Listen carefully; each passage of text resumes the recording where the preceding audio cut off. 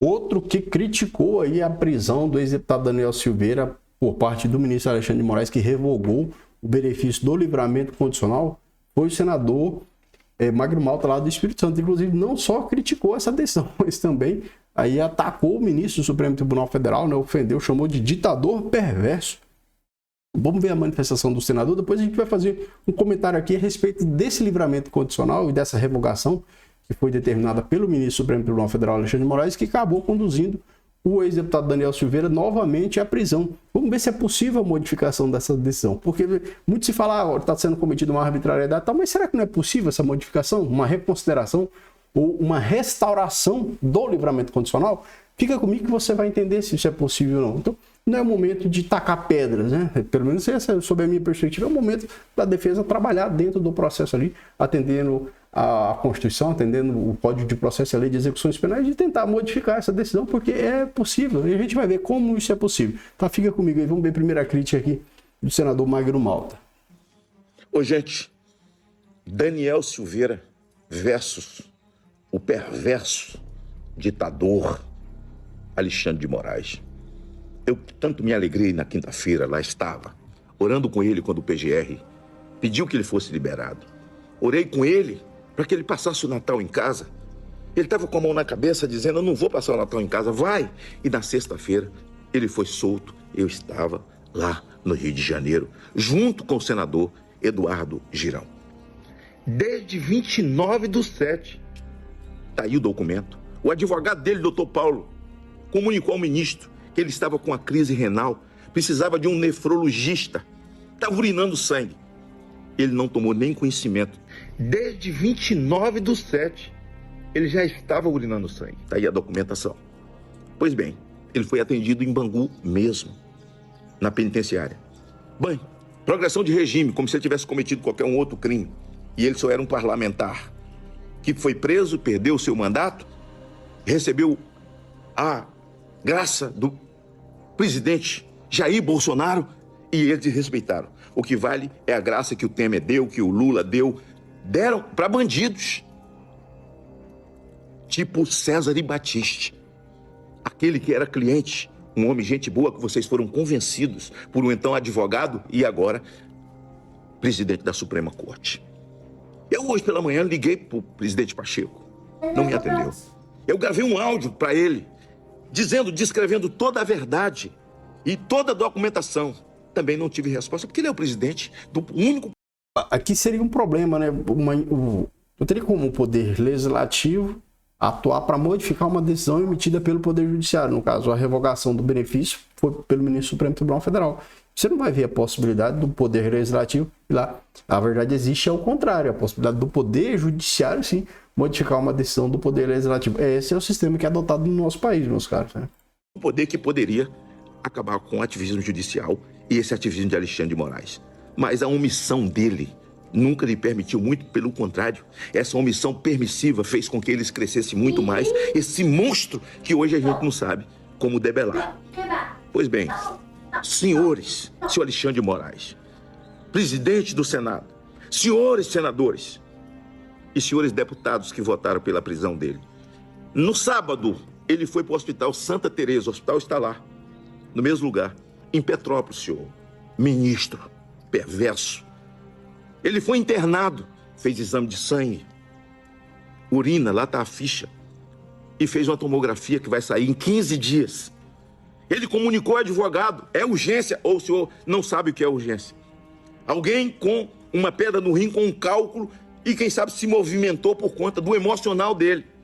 Ele foi, só sabe quem já teve dor de um cálculo renal. E ele foi. E no dia seguinte, o advogado comunicou dentro dos autos e comunicou ao CEAP, a doutora Maria Rosa, secretária, sobre a situação do Daniel na manhã do domingo. Senhor ministro perverso. Pois bem, o que a tornozeleira eletrônica registra que já está com o senhor?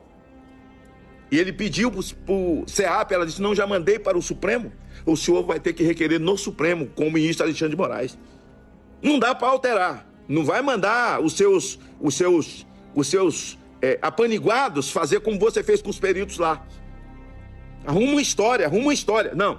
A tornozeleira disse que ele saiu de casa para o hospital, do hospital para casa. Assim, uma hora para lá, outra hora para cá, para quem está doente. A Bíblia diz que... Aliás, eu aprendi com minha mãe que a graça, em determinados momentos, é maior do que a lei. E é mesmo. Mas a lei é o Senhor. A graça é maior do que você, Alexandre de Moraes. Eu espero que você respire, pense e repense. Você tem filhos pequenos. Eu quero ver a manifestação do Senado. Eu mandei tudo para o senhor Rodrigo Pacheco. Hoje, toda a documentação é o Senado que tem que tomar providência. Os senhores senadores, onde estão? Que fazem parte desse governo, mas não são de esquerda. É preciso que haja uma manifestação e uma reflexão que nós não podemos eleger ninguém que não tenha coragem de enfrentar esse ativismo judicial. Eu espero que quem já colocou o nome, o senador Girão, que é um guerreiro, o senador Marcos Pontes também. E se eles não quiserem, eu vou colocar o meu nome para fazer valer o respeito à Constituição. Tudo que você fez com Daniel Silveira, essas 2 medidas draconianas, não estão na lei, não estão no ordenamento jurídico. Aliás, é coisa que você não respeita. Os seus livros já foram para a cucuia. Por que você não vai a PUC dizer tudo que eu escrevi era mentira sobre ordenamento jurídico, senhor Alexandre de Moraes? Daniel, força. Força, nós estamos orando, Deus é Deus o tempo inteiro. Paola, força, Senhor, misericórdia com essas crianças. Aqui vai a minha revolta em nome do povo brasileiro, minha indignação. Eu que tive uma perspectiva de alegria, Daniel dentro de casa, no Natal. Daniel vai passar no presídio, numa cela fria, enquanto o senhor certamente estará nababescamente com esse cooperativa que comanda esse país, comendo caviar e tomando uísque, tomando champanhe. E, infelizmente, os presidentes de poderes que tinham que se dar o respeito, sabe? Para mandar a Constituição, vocês se abraçam e missão dada, missão cumprida. É revoltante. Está nos autos. Se você quiser ler os autos ou mandar sua assessoria ler os autos, tudo está corretamente nos autos. Daniel. Aqui é o seguinte, de fato, se for demonstrado para o juízo que ali, na verdade, houve uma situação excepcional, uma situação de emergência, que o beneficiado pelo livramento condicional, no caso, aquele que estava na situação do livramento, o ex-deputado Daniel Silveira, não tinha dolo e descumpria as obrigações, mas, na verdade, foi acometido de uma situação emergencial, é claro que o próprio ministro do Supremo Tribunal Federal pode reconsiderar essa decisão, ele pode restaurar o benefício do livramento condicional. A defesa pode levar ao plenário ou à turma, levar ao colegiado do Supremo Tribunal Federal, buscar a modificação daquela decisão, demonstrando ali que não houve interesse por parte do ex-deputado federal de descumprir as obrigações que foram impostas por ocasião da concessão do livramento condicional. Então, é uma decisão que pode ser modificada. A jurisprudência já tem precedente nesse sentido e é possível, basta que seja feito isso lá dentro do processo, através da defesa, né? Assim, é claro, a gente sabe que aqui na rede social, aqui no YouTube, as manifestações aqui não tem condão de influenciar lá no processo. E não vou influenciar e é bom que não influencie. Mas lá no processo a defesa pode alcançar... pode alcançar essa modificação, a defesa pode alcançar, com certeza, se for demonstrado ali que de fato não houve interesse por parte daquele que estava na situação do livramento condicional de descumprir dolosamente as obrigações. Precisa de um nefrologista. Lembrando que essa é uma hipótese de revogação facultativa, não é uma revogação obrigatória. Então, com certeza, o juiz pode sim rever essa decisão. Está urinando sangue. A Bíblia diz: orai pelos vossos inimigos. Eu oro por você. O Brasil deve orar por você, mas não posso. Os seus atos são infames. Infames. O senhor é uma figura nociva à sociedade brasileira e à liberdade. É preciso que haja uma reação de todos nós. E aí, como cristão, eu acho que o senador pegou um pouco pesado, né? Dizer que não pode orar pelo indivíduo, ele é nocivo. Acho que todas as pessoas, Jesus Cristo nos ensinou que todas as pessoas são dignas do perdão, né?